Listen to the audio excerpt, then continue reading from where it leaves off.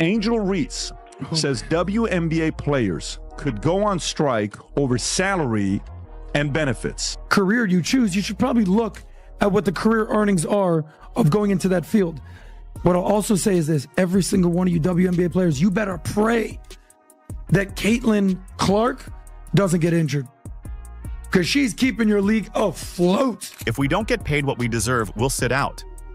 That's the bold, and let's be honest, seemingly delusional line Angel Reese dropped that sent social media into a frenzy, and not in the way she probably hoped. The backlash came quick, but none hit harder than Patrick Bet-David, who didn't just clap back. He dismantled her argument with surgical precision and a mountain of financial facts. And trust me, once you hear the full truth behind this mess, you'll never look at Angel's tantrum the same way again. The ones coming this year will still be on the rookie contract again. The ones that the year after, they gonna get more. They probably gonna be making more than us. No, they are. Who's that? Yeah, that's a possibility, for real. So here's the deal. Reese, the so-called Bayou Barbie, turned professional basketball player, is now calling for WNBA players to sit out if they don't get paid more. Yes, we're talking about a player still adjusting to finishing layups without clanking the bottom of the backboard, and already she's threatening to shut down the league. Patrick's reaction? Somewhere between disbelief and laughter. And honestly, can you blame him? You know what I love watching? I love watching her highlights of missing shots. She's got to be the worst shooter you've met in your life. But go, Rob, just go, give this feedback. Give this feedback here. Go for it. If it's broke, don't fix it. Bang! Teaching Angel Reese to make a layup is like teaching an old dog a new trick. It ain't gonna work. Bang! Hey, welcome to McDonald's. What can I get you? Have the Angel Reese McBang! Let's take a closer look at what Angel actually said. Want to get paid. Possibility. Reese has been vocal about her low WNBA salary, revealing her $74,000 a year salary doesn't cover rent, stating on Instagram Live, "I just hope you know that the WNBA doesn't pay my bills at all. I don't even think they pay one of my bills." Reese's financial struggles stem from WNBA salary not matching her past earnings, as her NIL valuation at LSU was $1.8 million, bolstered by deals with Reebok, PlayStation, McDonald's, and Coach, while a 4-year rookie deal was $324,000 with $74,000 due next season. I just hope y'all know the WNBA don't pay my bills at all. I don't even think that pays one of my bills. I'm gonna do the math real quick. He might cover that. Yeah, it definitely covers that. What is I don't even know my salary. She revealed she's earning just about $74,000 in her rookie WNBA season. And she says that doesn't even cover rent in Chicago. Now sure, to folks like you and me, $74,000 sounds like a pretty sweet deal. But Angel? She's acting like she's living in a shack. The irony here? This is the same person who banked nearly $1.8 million at LSU thanks to endorsement deals with Reebok, PlayStation, McDonald's, and a dozen more brands who apparently thought retweeting shade counted as a basketball skill. Not basketball sustained her, especially since the WNBA's $200 million revenue last season only allocated 9.3% to salaries, unlike the NBA's 50% share of the $5.3 billion in 2023. Adam, thoughts? No, my rent is more than that. It's $8,000. I'm living beyond my means. Now, Angel's locked into a 4-year rookie deal totaling about $324,000, roughly $81,000 per year. That's less than 5% of what she made as a college influencer. No wonder she famously said, "Hating pays the bills." Hey, giddy up! Yeehaw! Burn! Now I heard she's ambidextrous. That makes sense, because she's equally doggy doo-doo with the right and left-handed layup. Bang! Professional basketball player needing to work on her layups is like a fish needing to learn how to breathe underwater. It doesn't make sense! Reese's Puffs! Bang! Patrick was absolutely stunned. Not because Angel is struggling financially, because let's face it, with all her endorsements, she likely isn't. But because of the sheer audacity to demand more money from a league that, wait for it, doesn't even make money. He pointed out the obvious. In the real world, when a business is losing cash year after year, it doesn't hand out raises. It hands out pink slips. That's when Adam Sosnick jumped in with the facts, and things really got interesting. WNBA and what's her name? Angel Reese. Do it. I fully support.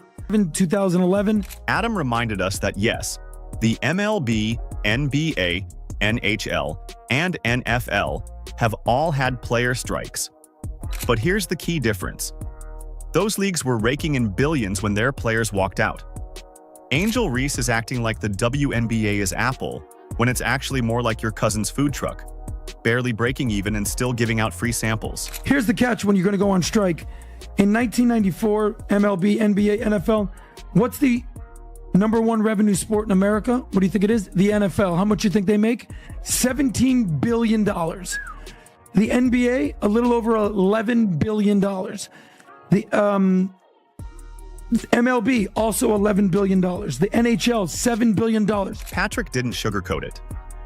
The WNBA is losing around $50 million every year. That's not a sustainable business. That's a ticking time bomb. The NFL, it pulls in $17 billion. The NBA and MLB, $11 billion each.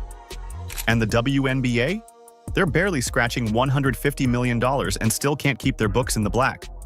It's like trying to run a luxury spa with 2 customers and a lemonade stand budget. Guys are a alleged $150 to $200 million company. You're operating at a loss every single year. You've never made money. It's called a zombie company. You're subsidized. This isn't even a new issue. The WNBA has been operating at a loss since its inception in 1997. Florida Magics. No, the New York Liberty beat the Minnesota Lynx. Who? Exactly. Part of the problem is scale. The WNBA only has 12 teams. Each plays 40 games a season. Expansion will start in the 2025 season with the new Golden State Valkyries, but that's still a far cry from the NBA's 30 teams and 82-game schedule. Less inventory, less ticket revenue, less TV money. It's basic math.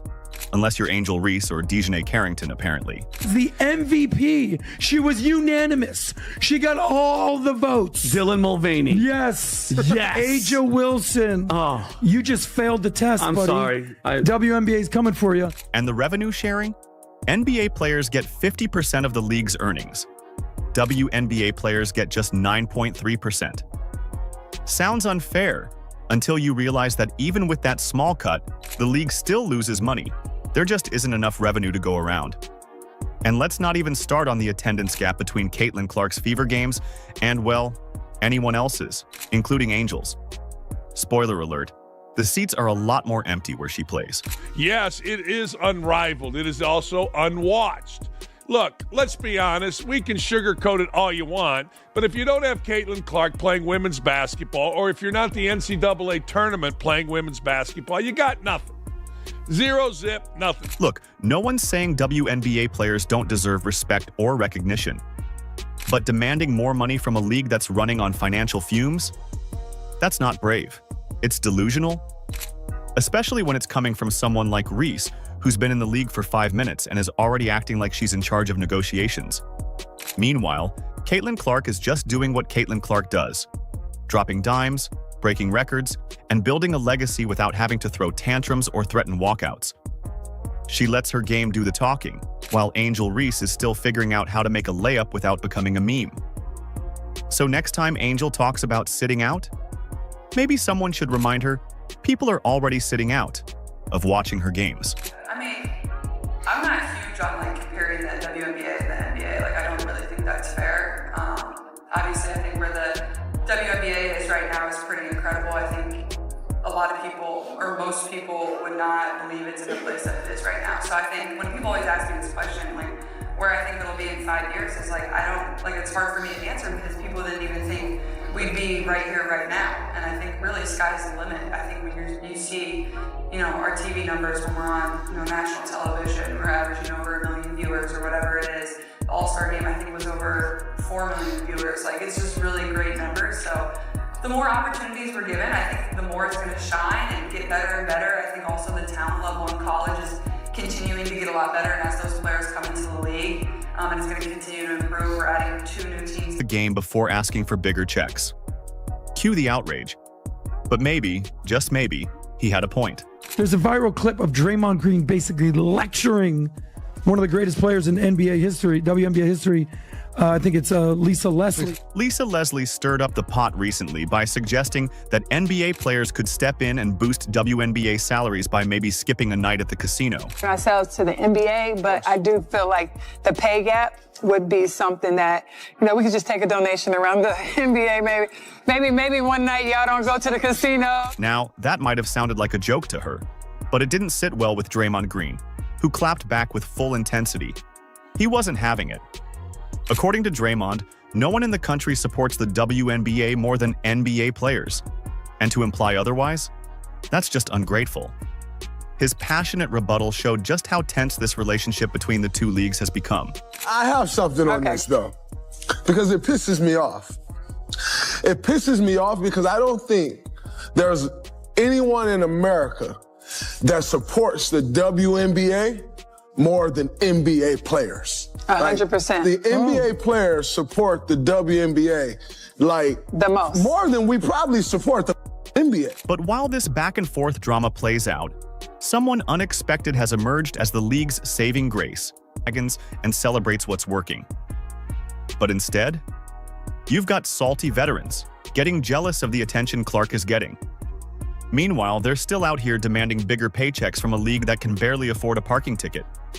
Angel might want to hold off on asking for raises until she can consistently make a layup in traffic. And what they need, and by the way, maybe they should play hard, but not flagrant foul, Caitlin Clark, can be, the face of the league. They may not like it's the face of the league. There may be professional jealousies among players, but maybe at face of the league can help things go and get merch, people in seats, and a better TV contract. They're getting a TV contract improvement for the 26th season next year. Patrick brought the heat with a hilarious but sobering reality check.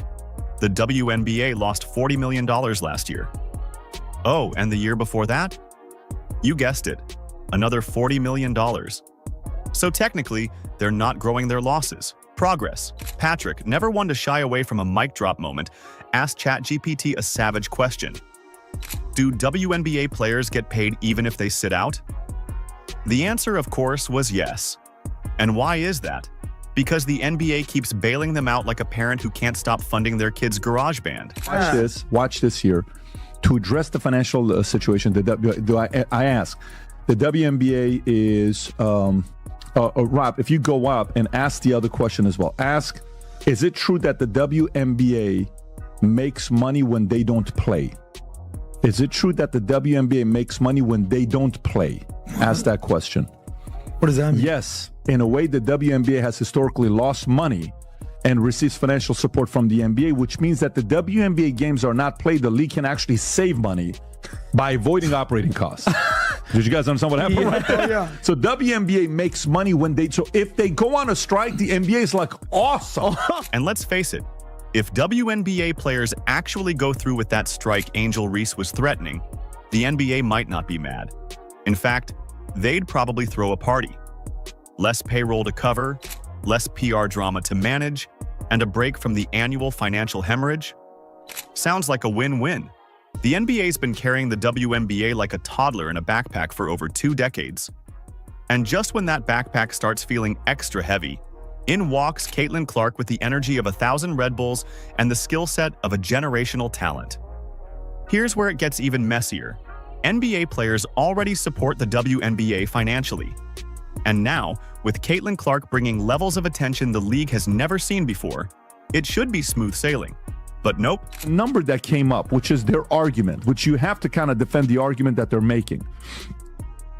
WNBA's attendance had a record-breaking high in 20 years with a total of 2.3 million fans attending games. The attendance is up, sure. Those packed arenas look great on Instagram. But underneath all that glitter is a financial dumpster fire that's been burning since 1997. 2.5 decades of losses, and the league is still operating like it's one breakaway dunk from going mainstream. The viewership is higher, and they're asking for the money. And if the contract on the back end, the revenue, NBA gets 50+% to players, they do 9.3. There's an argument for it to be played. But you're right, if Caitlin Clark gets injured, it's over with. Tom from Valuetainment brought the cold, hard truth that no one wanted to say out loud. The NBA treats the WNBA like a write-off. Literally, it's not a business. It's a PR move, a way for the league to say, look, we support women's sports, while continuing to foot the bill. That pie Angel Reese keeps demanding a bigger slice of? It doesn't exist. There is no pie, just crumbs, and the NBA is already spreading those thin.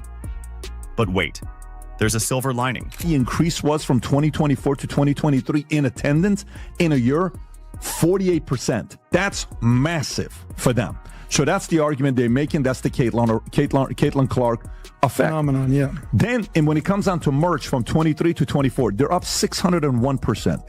Then when it comes down to being broadcasted on ESPN, they average 1.2 million viewers per game, 170% increase. TV ratings are through the roof. Viewership has jumped 170% on ESPN, and merch sales are up by 61%. That's not just growth, that's explosion. And there's one reason. Caitlin Clark. When she steps on the hardwood, people watch. They cheer. They stay until the final buzzer. You'd think the league would protect her like she's made of gold. But nope. You've got folks like A'ja Wilson throwing shade and trying to downplay her impact. Tom laid it out in the simplest way possible. Make the league profitable, then talk money. That's how MLB players did it. You don't demand a raise while your team is bleeding cash. That's not how business works. But guess what? You know what the reality is? Until the team makes a profit. And by the way, everything you talked about last year is tremendous progress, and it puts them closer to making a profit. Because as soon as they're profitable, they can go on strike, and they can go from 9% of the revenue to 12% of the revenue to 15% of the revenue to 20% of the revenue. But if there's no revenue... And let's not forget, Clark is the reason casual fans are even talking about the WNBA. The seats are filled, the cameras are rolling, and for once, people care. Angel Reese may think she's the main character, but this isn't TikTok. This is professional basketball, and the grown-ups are watching. So here's the deal. Angel Reese can keep ranting about how she deserves more pay, but until she can back it up with numbers, on and off the court, it's just noise. Meanwhile, Caitlin Clark is over there breaking records, growing the game, and giving the WNBA a shot at a real future. You want bigger paychecks? Start by respecting the reason you're even getting paid at all. Spoiler alert, it's not the rebounding machine with the $1 million podcast. It's the humble, laser-focused phenom in Indiana Fever Red. So the minute they are a profitable league, the players should do what baseball players and everybody else have done, is saying, sorry, owners, you're making an awful lot of profit there. I think you should move us from 33 to 40% of total revenue. And that's the way it's worked in the leagues. But step one, there's got to be profit to cake. Let's bring it all home. The WNBA's financial reality, Commissioner Kathy Engelbert is pushing for a future where the WNBA can finally stand on its own, fueled by smart brand deals and rising media attention, not constant bailouts. And guess who's holding the key? Caitlin Clark, the one driving fan interest and ticket sales like never before. The path forward is clear. Lean into what's working, embrace the stars fans are lining up to see, and build a league that doesn't need saving. Because if the WNBA doesn't evolve fast, it might not get another shot. And clearly, Angel Reese is not helping. Do you agree? Let us know in the comments. Like, subscribe, and turn on all notifications so you never miss out. Click the video on the screen, and we will see you in the next one.